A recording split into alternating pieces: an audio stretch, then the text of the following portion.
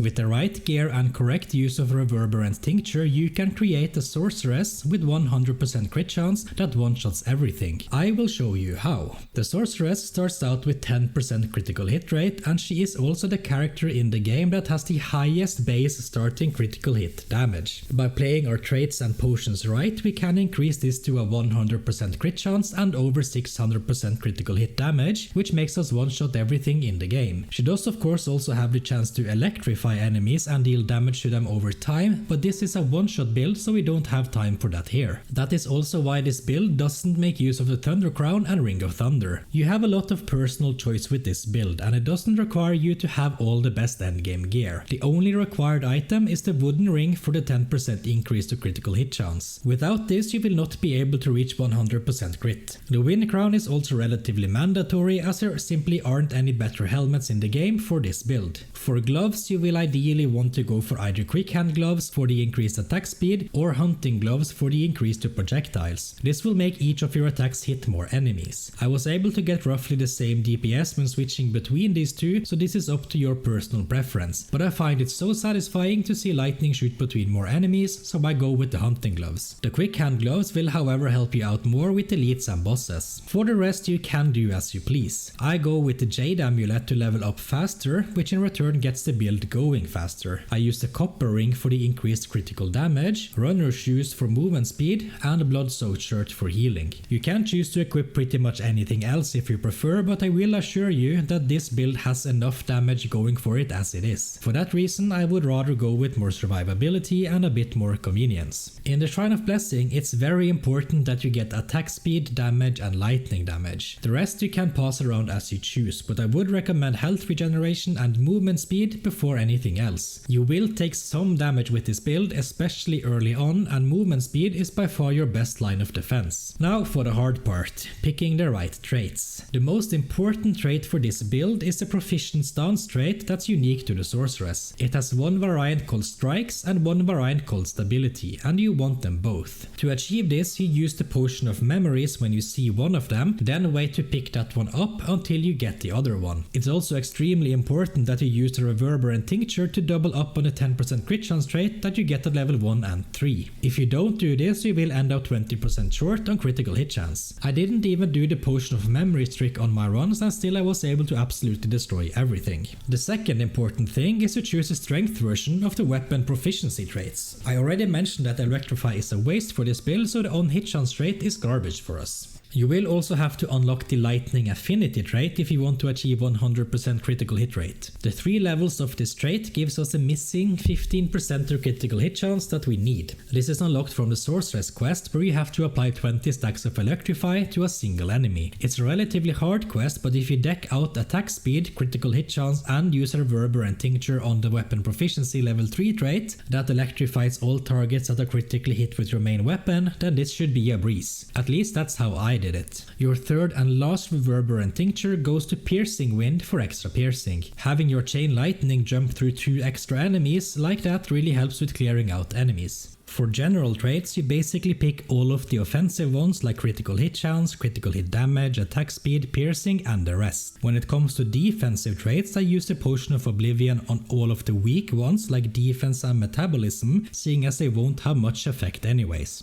When I say weak ones, I mean those that are tagged as weak for the sorceress. It's up to you if you want to keep these around. And that's pretty much it. You now have a 100% critical hit chance, and you are one-shotting every enemy in the game that isn't a ghost, elite, or boss. Bosses still go down fast as heck. Now for abilities, you really have full choice to do anything that you want. This build can easily take out the Lord on its own, so you don't even need abilities. Obviously Kugelblitz and Lightning Strike will synergize nicely with your electric damage, but in my case where I'm stacking projectiles, I find the Ring Blades and Arcane Splinters to be the perfect combo for this build. Projectiles everywhere. Literally everywhere. Now do take note that this build doesn't give you a 100% crit chance to abilities, seeing as the Proficient Stance trait only applies to your main weapon. For that reason, it might be worth investing into the crit traits for the individual abilities. But again, this is your choice. It won't affect the overall build much at all. I played around with various traits and abilities for a little bit, and the outcome was the same in pretty much all of the runs. Complete destruction and annihilation. Please drop me a like if you found this guide helpful, and then go check out this video right here where I made an unkillable shield maiden build that's even stronger than this one.